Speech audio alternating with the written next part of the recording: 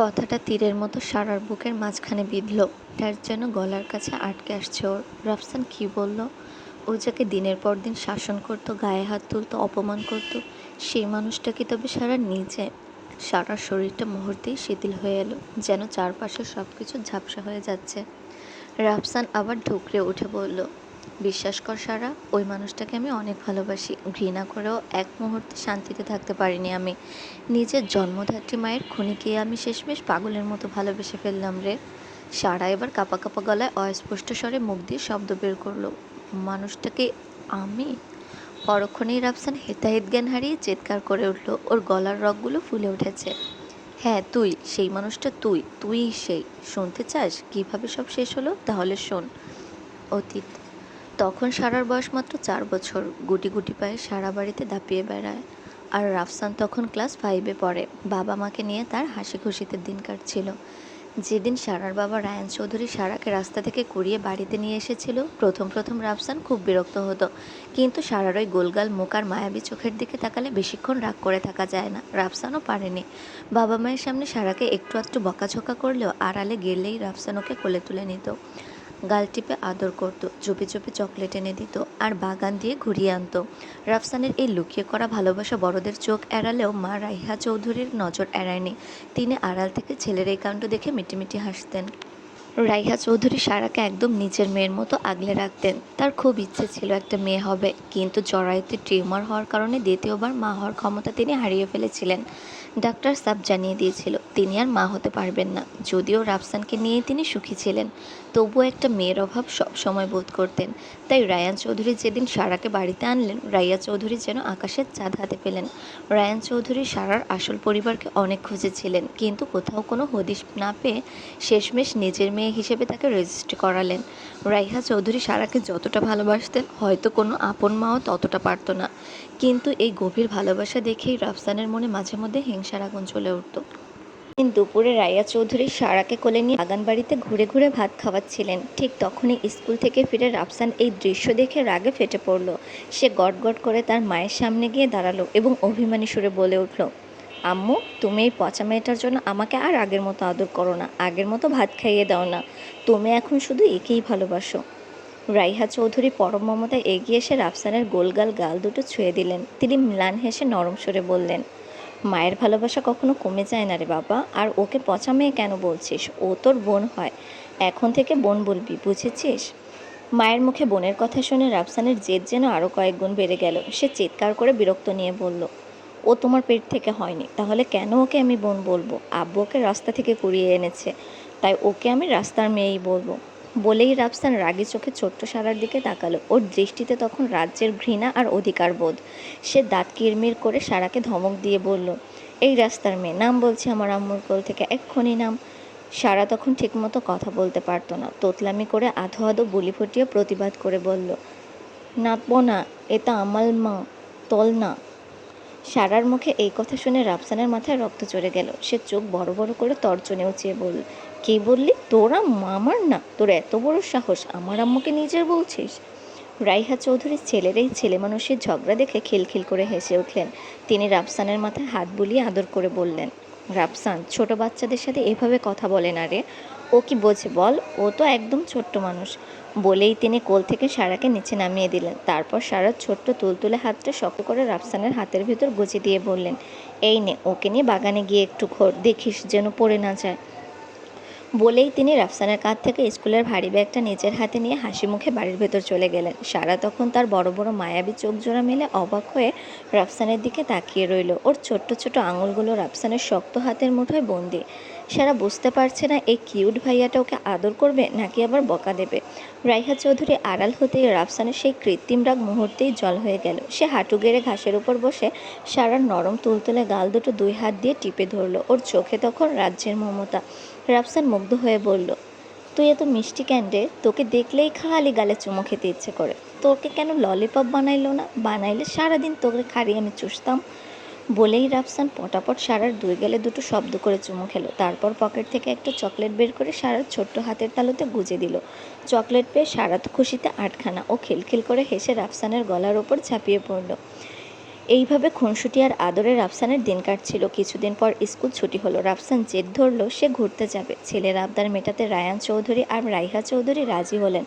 সবাই মিলে সুন্দরবন ভ্রমণের উদ্দেশ্যে রওনা হলেন। সারাটা দিন বনের ভেতর পশু পাখি দেখে আর ছবি তুলে দারুণ কাটলো সবার। বিকেলের দিকে যখন সবাই ক্লান্ত হয়ে বাড়িতে ফেরার জন্য গাড়িতে উঠবে, ঠিক তখনই রাফসান দূরে একটা আইসক্রিমের গাড়ি দেখে বসলো। সে জেদ ধরলো আইসক্রিম না খেয়ে এক পাও নড়বে না।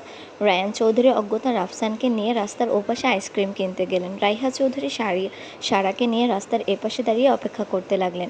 হঠাৎ রাইহা চৌধুরীর ফোনে একটা জরুরি কল এলো। তিনি ফোনে কথা বলতে বলতে অন্যমনস্ক হয়ে পড়লেন। কথার পিঠে কথা বলতে বলতে কখন যে সারার ছোট্ট হাতটার ওপর থেকে তার হাতের বাঁধন শিথিল হয়ে গেছে তিনি টেরই পেলেন না। 4 বছরের সারা নিজের হাতটা আগলা হতেই টুকটুক করে হেঁটে রাস্তার মাঝখানে চলে গেল। সেখানে একটা রঙিন বাক্স পড়ে থাকতে দেখে ওটা তোলার নেশায় রাস্তার মাঝখানেই দাঁড়িয়ে পড়ল। ঠিক তখনই দূর থেকে একটা প্রাইভেট কার প্রচণ্ড গতিতে ধেয়ে আসছিল। ড্রাইভার বারবার হর্ন দিচ্ছিল, কিন্তু ছোট্ট ছাড়া কিছুই বুঝতে পারছিল না। ফোনের ওপাশ থেকে কথা বলতে বলতেই রাইহা চৌধুরীর নজর পড়ল রাস্তার মাঝখানে। মুহূর্তেই তার পায়ের নিচ থেকে মাটি সরে গেল। হাত থেকে ফোনটা আছড়ে পড়ল নিচে। তিনি কোনো কিছু চিন্তা না করেই পাগলের মতো দৌড়ে গিয়ে সারাকে এক ঝটকায় ধাক্কা মেরে রাস্তার ওপারে ফেলে দিলেন। কিন্তু নিজেকে সরিয়ে নেওয়ার মতো পর্যাপ্ত সময় তিনি পেলেন না। চোখের পলকে ঘাতক গাড়িটা রাইহা চৌধুরীর শরীরের ওপর দিয়ে চলে গেল। তার নিথর রক্তাক্ত দেহটা রাস্তার পিচের উপর লুটিয়ে পড়ল। রাস্তার ওপাশে দাঁড়িয়ে রাফসান আর রায়ান চৌধুরী স্তব্ধ হয়ে এই ভয়াবহ দৃশ্যটা দেখলেন। রাফসানের হাতের আইসক্রিমটা মাটিতে পড়ে গেল। নিজের আদরের মাকে রাস্তার মাঝখানে রক্তাক্ত অবস্থায় দেখে বুক চিরে একাকার সমান আর্তনাদ করে উঠল রাফসান। আম্মু! সেদিন হাসপাতালের করিডোরে যেন এক নরকুণ্ডে পরিণত হয়েছিল। রাইহা চৌধুরীকে ইমার্জেন্সিতে নেওয়া হলেও অতিরিক্ত রক্তক্ষরণ আর মাথায় গভীর চোটের কারণে ডাক্তাররা শেষ রক্ষা করতে পারেননি। সাদা চাদরে ঢাকা মায়ের নিথর দেহটা দেখে রাফসান হিতাহিত জ্ঞান হারিয়ে ফেলল। সে পাগলের মতো ডাক্তারদের সাদা শার্ট চেপে ধরে চিৎকার করে বলতে লাগলো, আমার আম্মুকে বাঁচিয়ে দে বলছি। ডাক্তার হয়ে যদি বাঁচাতে না পারিস তবে কেনই সাদা কোট পরেছিস? আমার আম্মুকে ফিরিয়ে দে। সেদিন শুধু ডাক্তাররাই নয়, রাফসানের আক্রোশ গিয়ে পড়েছিল ছোট্ট সারার ওপর। অবুঝ রাফসান বারবার ঢুকরে উঠছিল আর সারাকে আক্রমণ করতে চাইছিল। ওর চোখে মুখে তখন খুনের নেশা। রায়ান চৌধুরী নিজের শোক সামলে নিয়ে গার্ড দিয়ে ছেলেকে আটকে রেখেছিলেন। না হলে সেদিন হয়তো বড় কোনো অঘটন ঘটে যেত। রায়ান চৌধুরী নিজেও ভেতরে ভেতরে শেষ হয়ে যাচ্ছিলেন। তাদের বিয়েটা ছিল দীর্ঘদিনের ভালোবাসার পরিণাম। চাচাতো ভাই বোন হওয়ার শর্তেও অনেক লড়াই করে তারা সংসার পেতেছিলেন। মাত্র 10টা বছর। রাইহা যে এভাবে মাঝপথে হাত ছেড়ে চলে যাবে তা তিনি স্বপ্নেও ভাবেননি। রাইহা চৌধুরীর মৃত্যুর পর দিনগুলো যেন বিষ হয়ে উঠল। রাফসান দিন দিন আরও হিংস্র আর বিধ্বস্ত হয়ে পড়ল। সারাক্ষণ শুধু একটাই চিৎকার, ওই পচা মেয়েটাকে আমি ঘৃণা করি, ও আমার আম্মুকে মেরে ফেলেছে, ও একটা খুনি, ওকে আমি শেষ করে দেব। ছেলের মুখে প্রতিনিয়ত এই বিষ বাক্য শুনতে শুনতে একদিন রায়ান চৌধুরী ধৈর্যের বাঁধ ভেঙে গেল। এই নিয়ে তিনি একদিন রাফসানের সামনে গর্জে উঠলেন, ব্যাস অনেক হয়েছে রাফসান, আর একবার যদি তুমি সারাকে খুনি বলিস আর এই কথা যদি সারা কোনো দিন জানতে পারে তবে তোর মায়ের মরা মুখের কসম দিয়ে বলছি তুই তোর বাবার মরা মুখটাও দেখবি। সেই দিনের পর থেকে রাফসান রাতারাতি বদলে গেল। সেই চঞ্চল ছেলেটা যেন একটা জ্যান্ত লাশে পরিণত হলো। সে কাঁদে কিনা কেউ জানে না, তবে একা থাকতে শুরু করলো, কারোর সাথে কথা বলা বন্ধ করে দিল। এভাবেই বছরের পর বছর পার হলো। রাফসান আর সারা দুজনেই বড় হয়ে উঠল, কিন্তু রাফসানের চোখে সারার জন্য ঘৃণা কমল না। সারাকে দেখলেই ওর সেই রক্তাক্ত বিকেলের কথা মনে পড়ে যেত। তাই জেদ করে বাড়ি ছেড়ে বাইরে আলাদা বাসা নিল সে। রায়ান চৌধুরীও বাধা দেননি। ছেলের শান্তি যদি দূরে থাকায় হয় তবে তাই হোক। রাইহা চলে যাওয়ার সাথে সাথে বাবা আর ছেলের সম্পর্কের মাঝখানে এক বিশাল দেয়াল তৈরি হয়ে গেল। সবচেয়ে অবাক করা বিষয় হলো রায়ান চৌধুরী আর দ্বিতীয়বার বিয়ের পিঁড়িতে বসেননি। বউয়ের যৌবনের সেই উত্তাল দিনগুলো তিনি একাই পার করে দিলেন। রাইহার জায়গা অন্য কাউকে দেওয়ার কথা তিনি কল্পনাও করতে পারেন না। যদি একজন পুরুষের স্বাভাবিক শারীরিক চাহিদা থাকে, কিন্তু তিনি সেটা কঠোরভাবে নিয়ন্ত্রণ করেছেন শুধু রাফসান আর সারার কথা ভেবে। তিনি জানতেন সৎমা আর যাই হোক আপন মায়ের শূন্যতা পূরণ করতে পারে না। তার উপর সারা তো বাইরের মেয়ে, সৎমা এলে হয়তো ওর জীবনটা অতিষ্ঠ করে তুলত। এই দুশ্চিন্তায় তিনি নিজের সুখ বিসর্জন দিয়ে একা জীবন পার করে দিলেন। বর্তমান সারার পায়ের নিচ থেকে যেন মাটি সরে গেল। অতীতের এই ভয়ঙ্কর সত্যটা শোনার পর ওর ভেতরটা দুমড়ে মুচড়ে যেতে লাগলো। ও তো এতদিন জানতো ওর বাবা মা দুর্ঘটনায় মারা গেছে, কিন্তু আজ জানলো ও নিজে একটা জীবন্ত অভিশাপ। রাইহা চৌধুরীকে ও ঝাপসাভাবেও মনে করতে পারছে না, কিন্তু আজ বুঝলো সেই মানুষটা ওকে বাঁচাতে গিয়েই নিজের প্রাণ দিয়েছেন। সারার কাছে নিজেকেই এখন দুনিয়ার সবচেয়ে বড় অপরাধী মনে হচ্ছে। ওর জন্যই রায়ান চৌধুরী একা হয়ে গেছেন, ওর জন্যই রাফসান তার আম্মুকে হারিয়েছে। সব দোষ ওর, নিজের অস্তিত্বটাই এখন ওর কাছে বিষের মতো লাগছে। সারা আর এক মুহূর্ত সেখানে দাঁড়িয়ে থাকতে পারলো না, ওর দম বন্ধ হয়ে আসছিল, বুক ফেটে কান্না আসছে। ও হিতাহিত জ্ঞান হারিয়ে ব্যাগ ছাড়াই পার্কের গেটের দিকে দৌড়াতে শুরু করলো। রাফসান কয়েক মুহূর্ত ঘাসের উপর পাথর হয়ে বসে রইল। ও যেন বিশ্বাসই করতে পারছে না নিজের অজান্তেই ও সারার সামনে এই নিষিদ্ধ অতীত উগরে দিয়েছে। আব্বুর কসম, মায়ের স্মৃতি, সবকিছু যেন এক নিমেষে ভেঙে চুরমার হয়ে গেল। যখন ও দেখলো সারা পাগলের মতো দৌড়ে পালাচ্ছে, তখন রাফসানের মস্তিষ্ক কাজ করতে শুরু করলো। ও নিজের মাথায় জোরে একটা থাপ্পড় মেরে আর্তনাদ করে উঠল, ও শিট, আমি এটা কি করলাম? আমি কেন ওকে সব বলে দিলাম? মুহূর্তে রাফসান পাগলের মতো ভিড় ঠেলে সারার পিছু নিল, কিন্তু সারার ভেতর তখন এক আত্মঘাতী ঝড় বইছে। নিজের হুঁশ হারিয়ে সারা কাঁদতে কাঁদতে জাপানের সেই বিশাল নদীর পাড়ে এসে থামল। প্রমত্তা নদীর নীল জলরাশি যেন ওকে হাতছানি দিয়ে ডাকছে। সারা টলমলে পায়ে একদম কিনারে গিয়ে দাঁড়ালো। ওর দু চোখ বেয়ে নোনা জল গড়িয়ে পড়ছে। সে আর্তনাদ করে আকাশ বাতাস কাঁপিয়ে বলে উঠল, আমি একটা অভিশাপ, আমার বেঁচে থাকার কোনো অধিকার নেই, আমার তো অনেক আগেই মরে যাওয়ার উচিত ছিল। হয়তো এই জন্যই আমার পরিবার আমাকে রাস্তায় ফেলে দিয়ে গিয়েছিল, জানতো আমি একটা অভিশাপ। না না, আমি বাঁচতে চাই না, এই অভিশাপের বোঝা নিয়ে আমি আর এক মুহূর্তও বাঁচতে চাই না। বলতে বলতেই সারা নিজের জ্ঞান হারিয়ে সজোরে এই গভীর নদীতে ঝাঁপ দিল। কিন্তু সেই মুহূর্তে রাফসান দৌড়াতে দৌড়াতে পাড়ে এসে পৌঁছালো, কিন্তু ততক্ষণে সারা শরীরটা পানির অতলে তলিয়ে গেছে। রাফসান নিজের কলিজা চেরা এক চিৎকার দিল, সারা! এক মুহূর্ত দেরি না করে রাফসানও নিজের হুঁশ হারিয়ে সজোরে নদীতে ঝাঁপিয়ে পড়ল। পানির নিচে অন্ধকার তীব্র স্রোত। রাফসান জান প্রাণ দিয়ে হাত পা ছুড়ছে, কিন্তু সারাকে কোথাও খুঁজে পাচ্ছে না। পানির ভেতরে দম বন্ধ হয়ে আসছে ওর, তবুও ওর মন মানল না। সাঁতার কাটতে কাটতে রাফসানের মনে মনে হাহাকার করে উঠল, সারা, তুই আমাকে ছেড়ে যেতে পারিস না, কখনো না। তুই চলে গেলে আমি একদম শেষ হয়ে যাবো রে সারা। আমি ভুল করেছি, আমি কখনো তোকে সেই বিষাক্ত অতীত বলতে চাইনি। প্লিজ ক্ষমা কর আমাকে, তবুও আমাকে এভাবে একা ফেলে যাস না। রাফসানের দু চোখ বেয়ে পানির ভেতরেই নোনা জল মিশে একাকার হয়ে যাচ্ছে। ও পাগলের মতো পানির নিচে ডুব দিয়ে এদিক ওদিক হাতড়াচ্ছে। হঠাৎ ওর হাতে নরম কিছু একটা স্পর্শ লাগলো, সারার ওড়না। রাফসান শেষ শক্তিটুকু দিয়ে নিচের দিকে ডাইভ নিল। রাফসান পাগলের মতো পানির নিচে হাতড়ে সারার ওড়নাটা শক্ত করে ধরলো। হাহাকার করা বুকটা নিয়ে ওড়না ধরে টানতে টানতে ধীরে ধীরে সারার নিথর শরীরটা নিজের হাতে টাঙ্গালে নিয়ে এলো। রাফসান নিজের সবটুকু শক্তি দিয়ে সারাকে জাপটে ধরে কোনো মতে সাঁতরে নদীর তীরের বালিতে উঠে এলো। সারাকে ভেজা বালুর ওপর শুইয়ে দিয়ে রাফসান ওর দুগালে হাত রেখে দিশেহারা হয়ে ডাকতে লাগলো, সারা, সারা সোনা, চোখ খোল, প্লিজ সোনা, একবার তাকা আমার দিকে। কিন্তু সারার কোনো সাড়া নেই, শরীরটা বরফের মতো ঠান্ডা হয়ে গেছে। রাফসান আর কোনো উপায় না পেয়ে দুই হাত এক করে সারার পেটে সজোরে চাপ দিতে শুরু করলো। প্রতিটা চাপের সাথে সাথে ওর নিজের হৃৎপিণ্ড যেন ছিঁড়ে আসছিল। মুহূর্তেই সারার মুখ দিয়ে ফেকনি দিয়ে পানি বের হতে লাগলো। কয়েকবার উপর্যুপরি চাপ দেওয়ার পর সারা হঠাৎ ভীষণ জোরে কেসে উঠল। ওর নিস্তেজ শরীরটা একবার কেঁপে উঠল এবং ধীরে ধীরে ও ভারী চোখের পাতা মেলল। চোখের সামনে রাফসানকে ভেজা অবস্থায় দেখে সারার হুঁশ ফিরতেও পাগলের মতো চিৎকার করে উঠল।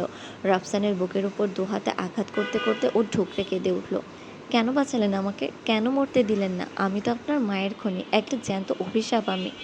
কেন বাঁচালেন আমাকে? আমি এই পাপের বোঝা নিয়ে আর এক মুহূর্তও বাঁচতে চাই না, আমাকে মরতে দিন। রাফসান এবার আর নিজেকে ধরে রাখতে পারল না। সে জাপটে ধরে সারাকে নিজের বুকের সাথে লেপ্টে নিল। সারার মাথাটা নিজের বুকের গভীরে চেপে ধরে রাফসান ধরা গলায় বলে উঠল, চুপ কর সারা, একদম চুপ। তুই কোনো অভিশাপ না, তুই আমার বেঁচে থাকার শেষ সম্বল। আমি ভুল করেছি, রাগের মাথায় তোকে সেসব বলেছে, কিন্তু সত্যিটা হলো তোকে ছাড়া এই রাফসান এক মুহূর্তও বাঁচবে না। তুই যদি আজ মরে যেতিস, তবে আমিও তোর সাথে এই নদীতেই শেষ হয়ে যেতাম। সারা হিক্কা তুলে কাঁদতে কাঁদতে রাফসানের বুকের ওপর মাথা রেখে অস্পষ্ট স্বরে বলল, কেন একটা খুনিকে ভালোবাসেন? কেন আমাকে এভাবে কাছে টেনে নেন? আগের মতো তো ঘৃণা করতে পারেন, আমাকে দূরে ঠেলে দিতে পারেন।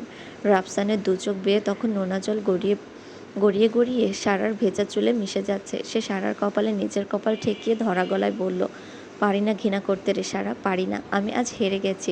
মুখে যদিও বারবার বলতাম দূরে সরে যেতে, কিন্তু এই অবাধ্য মনটা সারাক্ষণ বলতো তোকে আঁকড়ে ধরে থাকতে। আসলে সারা, তোর তো কোনো দোষ ছিল না রে, তুই তখন ছোট্ট এক শিশু ছিলি, কিছুই বুঝতি না। কিন্তু আমার মাথায় তখন এই সহজ কথাগুলো আসতো না। আসলে আম্মুকে বড্ড ভালোবাসতাম তো, তাই অজান্তেই ঝোঁকের মাথায় তোর সাথে অমানুষের মতো ব্যবহার করে ফেলেছি। কিন্তু সারা, কথাটা শেষ না করেই রাফসান সারার মাথাটা আলতো করে সোজা করলো।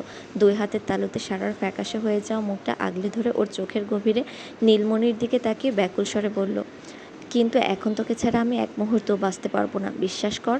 আমার বেঁচে থাকার জন্য তোকে চাই, আমার প্রতিটা নিঃশ্বাস সচল রাখার জন্য শুধু তোকে চাই। প্লিজ সারা, আম্মুর মতো তুই আমাকে এভাবে একা করে যাস না। তুই চলে গেলে আমি একদম শেষ হয়ে যাব। তোকে বাঁচতে হবে সারা, অন্তত রাফসানের জন্য হলেও তোকে বাঁচতে হবে। তুই কি আমাকে একটাবার মাফ করে গ্রহণ করতে পারবি না? আমি অতীতে যা অপরাধ করেছি, তুই যা শাস্তি দিবি আমি সব মাথা পেতে নেব, কিন্তু একটিবার আমার হয়ে জানা। বিশ্বাস কর, এই বুকটা তোকে পাওয়ার তৃষ্ণায় জ্বলে পুড়ে ছারখার হয়ে যাচ্ছে। তোকে নিয়ে সারা জীবন পার করার জন্য এই মনটা ভেতরে একটা ঘর বেঁধেছে। তুই কি পারবি না সব ভুলে আমার একটা সুযোগ দিতে? কথা দিচ্ছি সারা, এই দেহে প্রাণ থাকতে আর এক চুলও কষ্ট পেতে দেবো না তোকে। একদম বুকের পাঁজরে আগলে রাখবো, সেখান থেকে তুই চাইলেও আর কোনোদিন বের হতে পারবি না। বল না সারা, এই খারাপ মানুষটাকে কি আর একটু গ্রহণ করা যায় না?